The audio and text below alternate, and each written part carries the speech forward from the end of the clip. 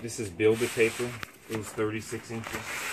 And I cut it because it has to fit in those corners over there.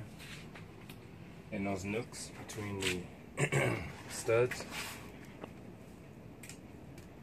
So I cut it. And right now I'm just folding it and trimming it. This is 6 inches. That's going to go at the top.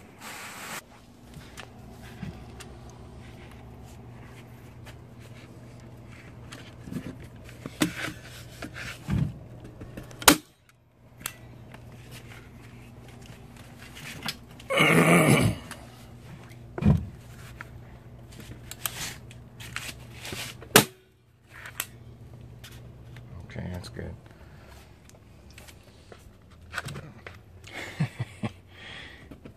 Probably don't have enough strength to do that.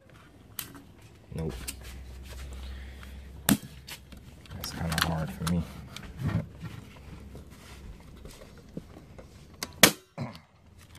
No, I want to go in. That's good enough though. It just has to hold it in place. It's not going nowhere. Just don't do that on the ones on the bottom. So this is the builder paper that I installed, and I'm going to do it in every single one of these. Here, I'm not going to disturb that. I'm just going to cover that up with builder paper. I don't want to mess with it, because it's not bothering anyone. I could dig it out, but then I got to worry about trimming off the top, and then the dust that it's going to create. I am, however, probably going to take this out. I think. I'm probably going to take this out. That's going to be interesting. Those little corners, I'll probably leave them in.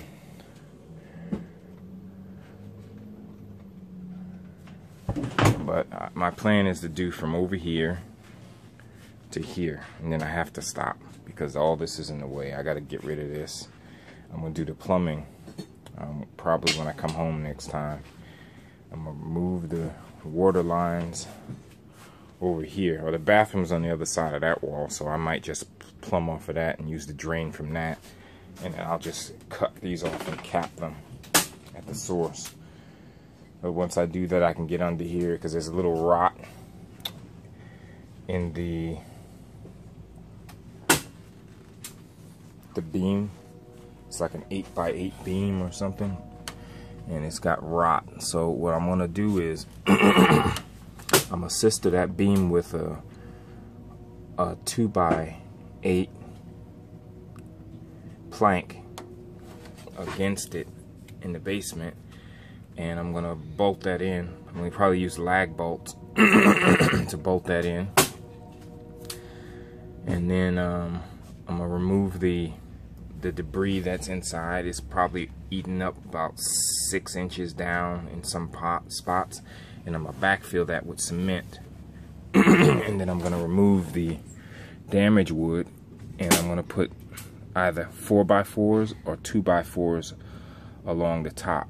But before I do that, I gotta remove the subfloor section, because those parts, I don't know how they built these houses. Like they put the subfloor in. They did a little bit different. They put the subfloor in between the two floors. So this wall is actually sitting on the subfloor, which is tongue and groove. I don't think they do that anymore.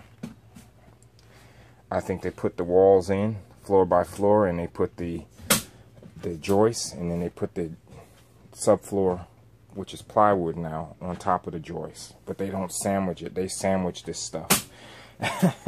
Very strange. Alright, I got this stuff up. I'm gonna, like I did on the other side, I'm gonna staple part of it, and my son's gonna do the rest.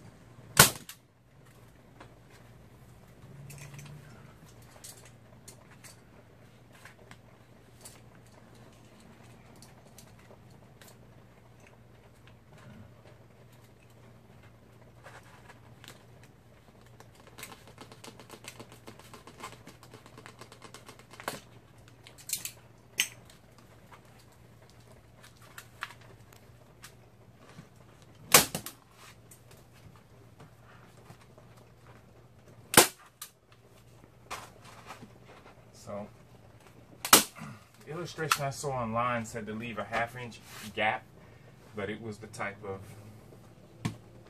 wood siding that's actually kind of like a tongue and groove. This is not. This is, I guess, what do you call it, lap board or something, and it's staggered, so there's automatically a gap on all the ridges, and there will be a gap anywhere in the paper. That's to allow for this thing to breathe. When it rains, you want your paper to be able to breathe. I mean your wood siding to be able to breathe, so it can, some of the moisture can evaporate. I mean, the way they do it now, they use sheathing.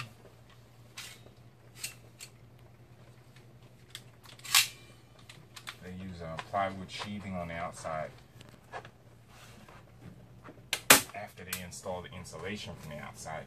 This, they didn't have insulation when they built these houses. They just put the wood siding right on the frame.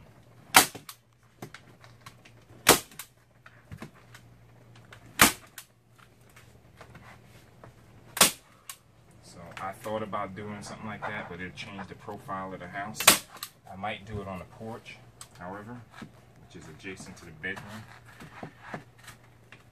I'll take that, see what the wood siding looks like. If it's in not great condition, I might just take it all out. And then I'll put some 1/2 inch or 1/4 inch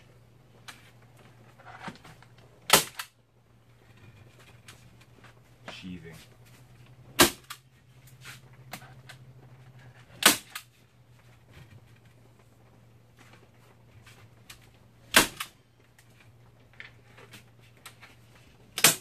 Click.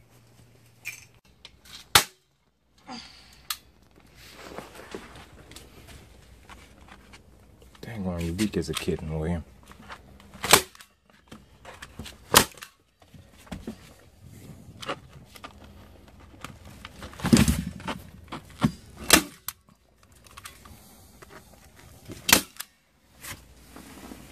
Get the hammer.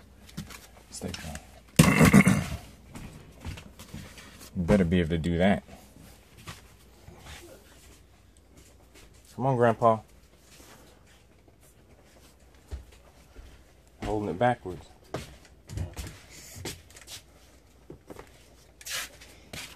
Let me show you how to do it. What are you looking over there for? That's done. Look. You see that?